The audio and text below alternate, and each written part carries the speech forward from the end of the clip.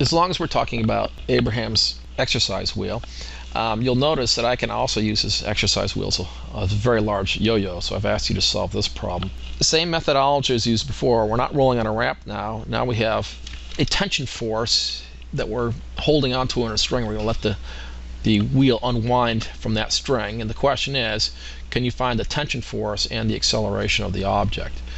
And a little bit of a hint here. Here's your free body diagram, and the real question you have to ask yourself is, where should you pick your axis of rotation?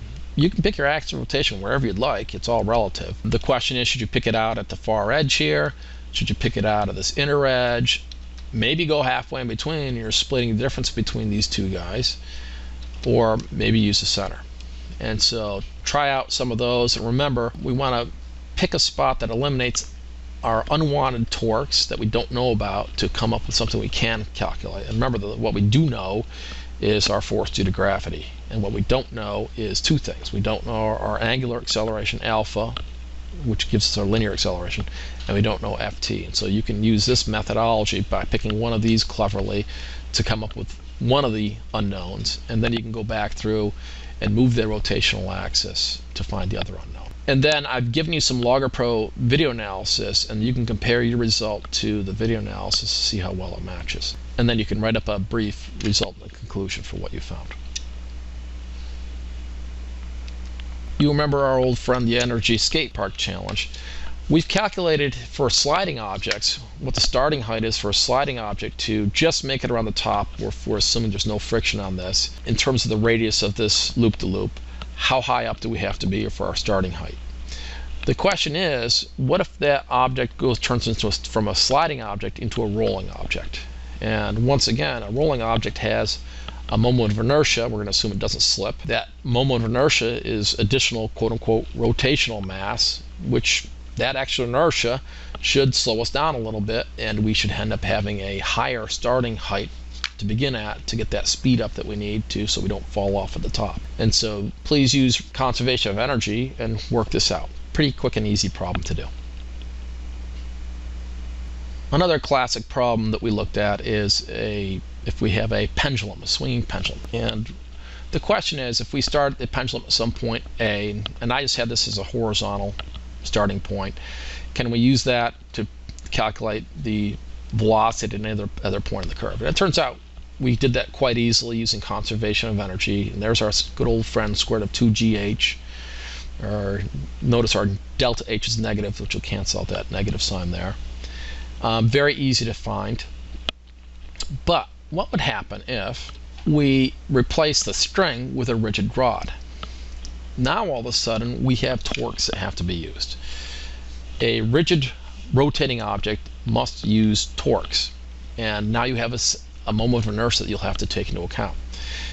Without the string, we had no rotating spinning object that was a rigid object spinning around an axis, and we could get away without looking at the moment of inertia. Now we're going to have to take that into account. And so once again, we'll use a massless rod to start with, so we can ignore the mass of the rod, which makes the moment of inertia of the rod itself 0. But now we're going to have a rotating mass at point A, which has a moment of inertia, of course, of I equals mr squared to consider. And so once again, use energy to calculate this value. Now you'll just have a rotational inertia component in there for our kinetic energy to consider, and come up with a new equation for that. Secondly, what if we do have this rod? Of course, unless you guys have access to the Lowell Physics Store in Diagon Alley, you don't get these massless rods like I can. And so let's say you do come up with a thin rod that's, let's say 1/10 the mass of the object itself, so it's relatively small compared to the object.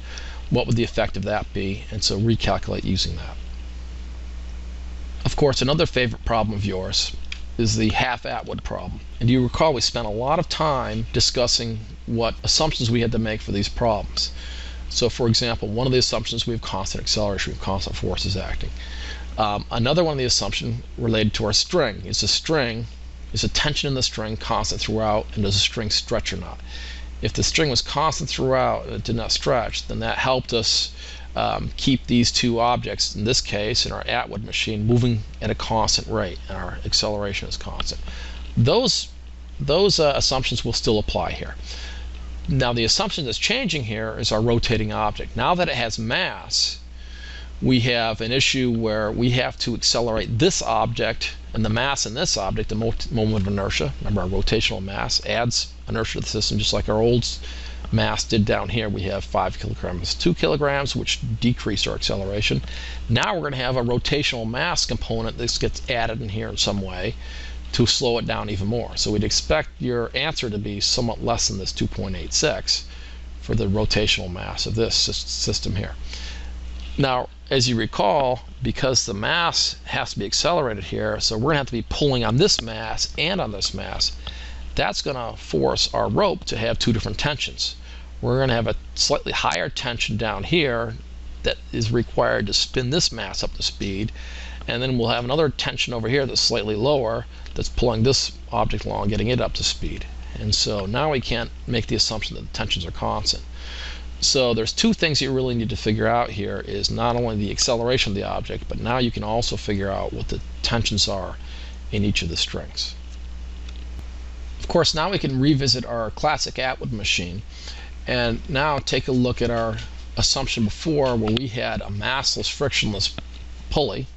Now we have a pulley which has a significant amount of mass, and we're going to use the bike tire in our classroom, which has a mass of 2.84 kilograms. And it is a very low friction object, so we can still avoid friction on here. And remember, the key to this was we made some assumptions up front.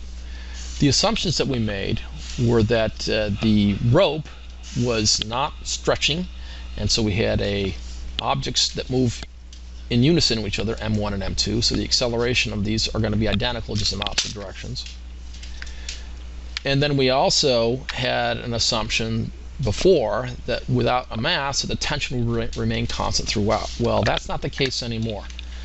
As our larger mass pulls, not only does it have to pull up this mass, mass number 2 over here, it also has to spin up the mass of the tire. So the tension in the rope on the heavier object has to be higher than the tension of the rope on the smaller object to allow for the spin up of this mass in the middle. And so you're going to have to take that into account as you work out your general solutions. And then you can step through the rest of these problems. Here's a little table I set up for you to calculate the moment of inertia.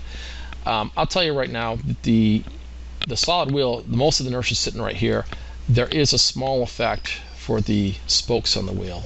And then here is the video analysis that I'm providing for you, and you can actually use this to see how well your data matches your theoretical calculations.